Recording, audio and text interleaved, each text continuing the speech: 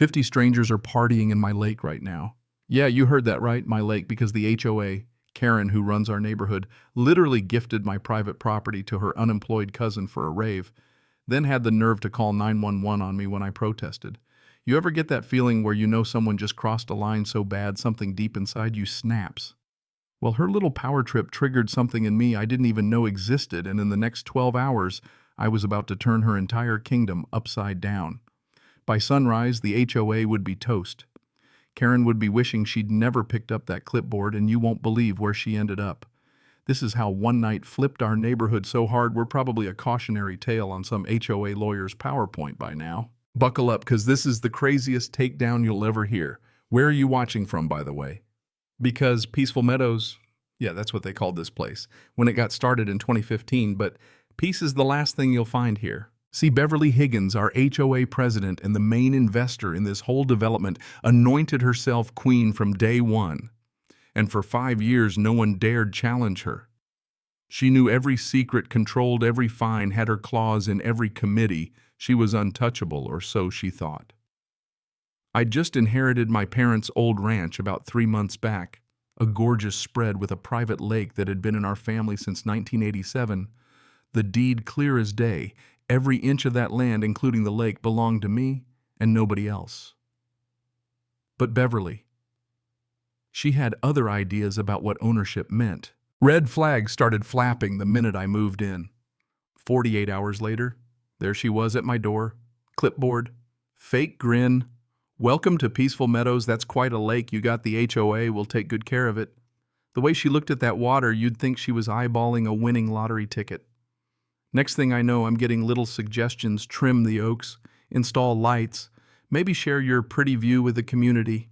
Me, being the new guy and wanting to fit in, actually spent a chunk of my own money on her suggestions: lights, landscaping, you name it.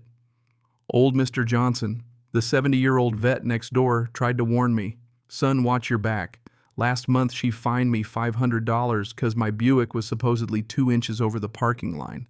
I measured it was barely one, and her nephew Kyle's the one who painted the lines crooked. I laughed him off. Man, how wrong I was.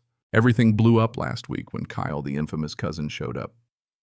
Picture this 30 deadbeat obsessed with streaming every second of his sad life to a handful of followers. He starts live streaming around the lake, hyping it up as the ultimate summer bash spot, and his viewers go nuts. Beverly sees her opportunity. Her eyes sparkled like Christmas morning. Kyle, dear, I've got an idea for your channel. And that's how today, at 5 p.m., I roll up after work, coffee in hand, thinking about a quiet evening of fishing, and instead I nearly choke on my own tongue. There's at least 50 people in my yard, full-blown rave, DJ blasting EDM so loud the dead would complain, smoke rolling off industrial grills, trash everywhere. A massive banner says Beverly Community Lake Summer Bash 2025 right across my 100-year-old oaks. Kyle's on the mic, hyping up the crowd, donations pouring in.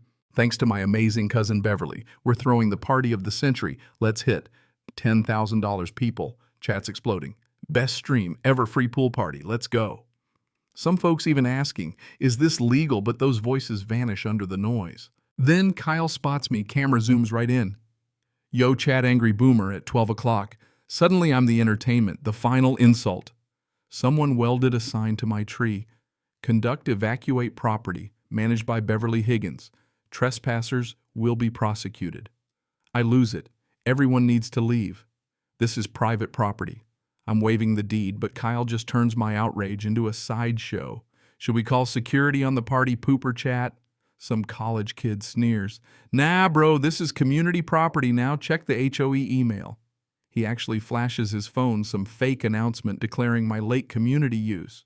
That's when Beverly struts out looking like a Walmart politician in her oversized badge and power suit, clipboard in hand. Adam, is there a problem? Perhaps you didn't read the new bylaw amendment. She claims Amendment 15.3 says all water features over 1,000 square feet are now community assets. It was voted unanimously by the board, me, myself, and I. She even chuckles at her own corruption. From the fence, Mr. Johnson hollers, that's his property. You can't just steal it. Beverly whips around, threatens to fine him again, her eyes going all cartoon villain. Meanwhile, Kyle's viewer count surges 15,000, then 25 as drama-hungry streamers flock to watch this real-life train wreck.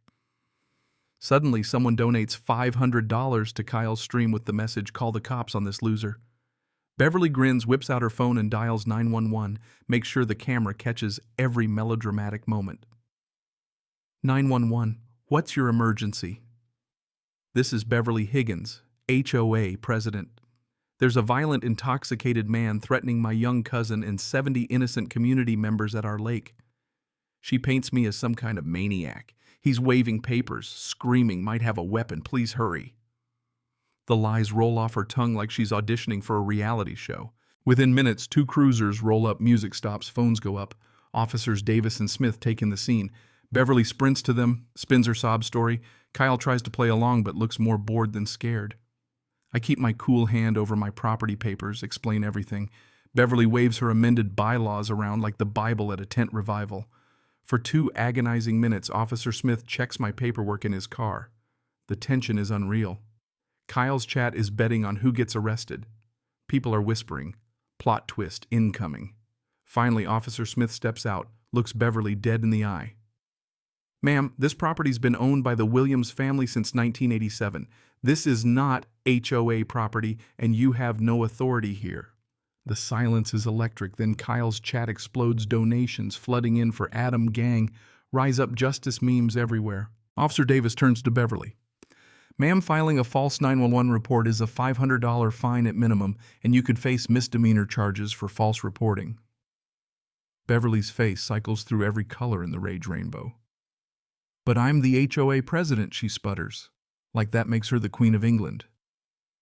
That doesn't give you authority over private property, Officer Smith says. The party dissolves in a hurry. Nobody wants to be caught up in trespassing charges. By 9:30, the place is trashed, but the party is over. Beverly is humiliated, and I look her dead in the eye. You have exactly 12 hours to watch everything you've built crumble. Check your email at 3:30 a.m. Don't sleep. You won't want to miss it. That night, my home office becomes a war room, Operation HOA Destruction. I crack Beverly's email with the world's most narcissistic password president for life, and the skeletons come pouring out. $70,000 siphoned off for lake projects. She never owned, fake bylaw amendments with Photoshop signatures, receipts for BMW repairs labeled street maintenance vacations to Hawaii as HOA conferences. Screenshots, folders, all of it meticulously organized. By midnight, I've got enough dirt to bury her 100 times over. By 2 a.m., I'm sending a scorched earth email to every resident, CC in the news, the DA, even the IRS. I make flyers with Beverly's face, devil horns, and all, a QR code linking to the evidence, and plaster them everywhere. When morning comes, the whole neighborhood's awake, angry, betrayed, and fired up. There's shouting in the group chat, emergency calls for meetings, even a Facebook group. Beverly Higgins stole our money. At 7 a.m., we gather at the park. Nearly everyone's there, waving flyers, demanding answers. Beverly arrives, looking like she aged a decade. Overnight tries to shut it all down, but the crowd roars her down. Slide after slide, I show them everything. Embezzlement, forgery, the works. People start sharing their own horror stories, fines for cars, flowers, flags, you name it. At 7:30, the IRS shows up in person, 2 agents in black suits. The whole crowd watching as they cuff Beverly and read her rights for embezzlement and tax fraud. She tries a last-second Hail Mary, waving a manila folder claiming she has a criminal record on me, but when she opens it, it's empty except for a sticky note. Nice try. The crowd howls. The agents are stone-faced, ma'am, adding false accusations isn't helping. As she's led away, I announce the dissolution of the HOA, unanimous vote, confetti cannons, people literally hugging in the street. Where Beverly's house once stood, we build the Beverly Memorial Dog Park, complete with a statue of a dog named Justice, peeing on the old foundation. Kyle the streamer ends up cleaning up after dogs for a living. How's that for poetic justice? 3 months later, our neighborhood is thriving. No more fines, no more arbitrary rules. Just folks working together, $20 a year, every penny accounted for. Beverly's in federal prison, her house sold for pennies, her story a legend. But just as I'm settling in, I get a call, Beverly, from prison, warning me about the National HOA Alliance. That night, I find a black envelope in my mailbox inside an order appointing me mandatory president of a new HOA courtesy of some shadowy national board. As the sun sets over my lake, I realize the battle's not over, not even close. You want to know what happens next, I ask myself. Comment if you want part 2 because this war is just getting started. So what do you think? Was I right to take down the HOA? Or did I go too far? Is there ever a good HOA? Or are they all a disaster waiting to happen? Let me know what side you're on, revenge or mercy, justice or chaos. Because real life in peaceful meadows is stranger than fiction, and trust me, the best stories aren't made up, they're lived.